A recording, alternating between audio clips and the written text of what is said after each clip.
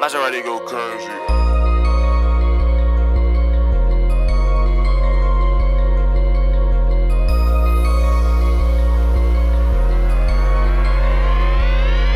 I gotta grind till there's nothing left. Every day I'ma make it, gotta give it my best. Feel like I'm running out of time now with niggas stress. So I stack every dollar, gotta double the check. And my team, we going hard, so watch me finesse. I chase a bag, ain't no time to rest. I can't stop till I got my name on it. I'm going until I get everything I want. I want a big house with a backyard with the pool in it.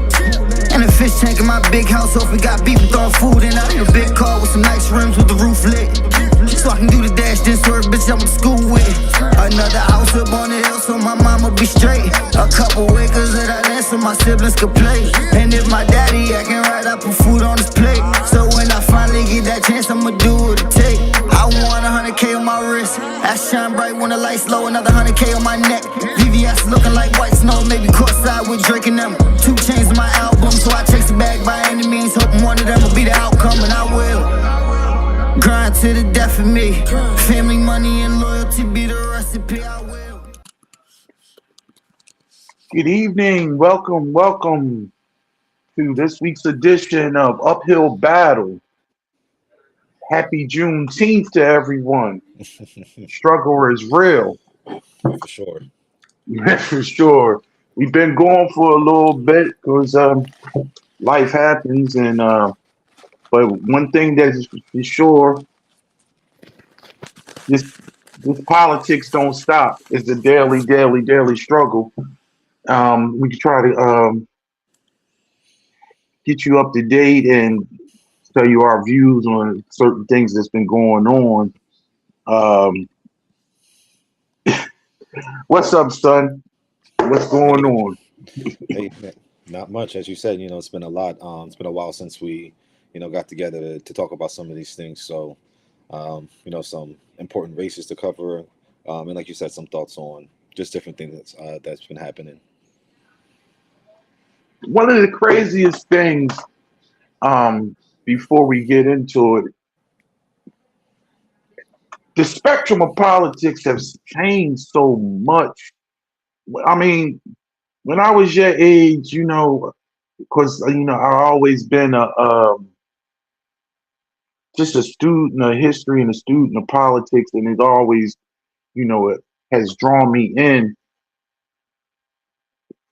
The issue when it comes to race used to never be politics. Gender and sexuality, orientation, and things of that nature, those were social issues. And it seems as though in the last 10 years, 10 to 15, well, I'm going to say major the last 10 years, when it comes to just social issues, it's been all wrapped into politics. We generally do not speak on basically policy anymore. We're just discussing social wars. And it used to be that you didn't talk about the third rail. You didn't talk about it. You didn't talk about abortion. You didn't talk about Social Security. You didn't talk about, who you voted for. It used to be your private thing. You didn't have to tell people how, and people wouldn't even ask you who you voted for. It was your personal thing. That's why, like, when it's not, and it's not like that anymore. Other than election time, you never seen politician paraphernalia. And once election time was over, it went away. And we just went back to our lives. This cult, and it's a cult, of MAGA has been drawing on the American public, and I would say now to the point, the world for the last 10 years, and this is unprecedented. And it ultimately really disgusts me when I think about how Democrats still, to many extents, want to deal with on things as the world is still the same. It's Hmm. business as usual. And it's not. And you have been getting your ass handed to you for the last 10 years. And it's really been a measure for the last 30 to 40 years of slowly losing ground because of school board election, of state legislature, of having the governorships and judges, Most importantly. being judges on the bench. Not even to mention the craziest thing is for instance, in Alabama, this is the first time in the last 20 years that Alabama has a Democrat running for every seat in the state. So literally, they would concede positions in the state Hmm. because they wouldn't run anybody. So I'm getting off on the tangent before we even start, but it's like this has just been really upsetting me because of the primary season. Yeah. And there are still attacks going on within the Democratic Party because they don't want these truly progressive candidates to win. And they, instead of being primary season, for people don't understand, and I'm gonna get with you in a second, son. Primary season is where as though you decide on according to your state and what who is going to run for the in the general in November. And a lot of times you have some infighting and sniping, and a lot of times the establishment Democratic Party and National Party, they have their person that they pick and they back. And if that person doesn't win, usually they would back off. And now whoever wins the primary, they're going to support and try to give them the backing and things like that. Unless you are quote unquote a progressive.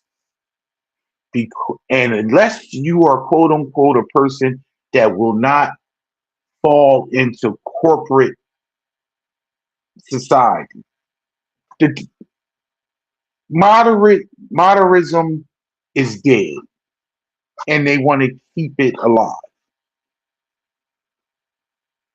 They make people believe, think that they want safe space, that safe space with the Democratic Party that is moderate. They're corporatists. They just want to make sure the train was run on time. They're fine with corporate landlords and oligarchies, but they want civility.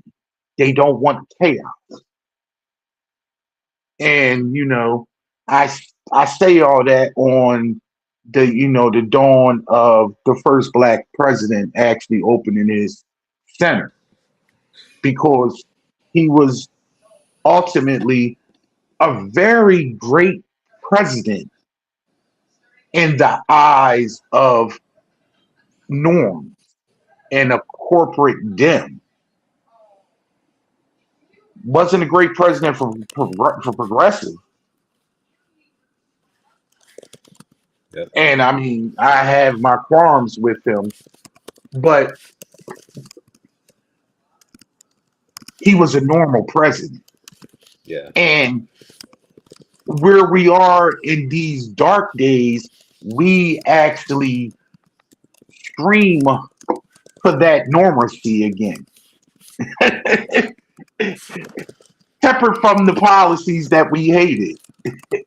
Because I'm sorry, there's no candidate that you're going to actually truly, totally agree with 100%.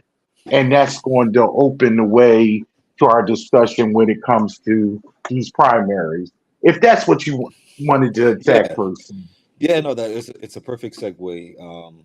Because yeah, the first thing I want to touch on are the primaries that just happened this week in Washington D.C.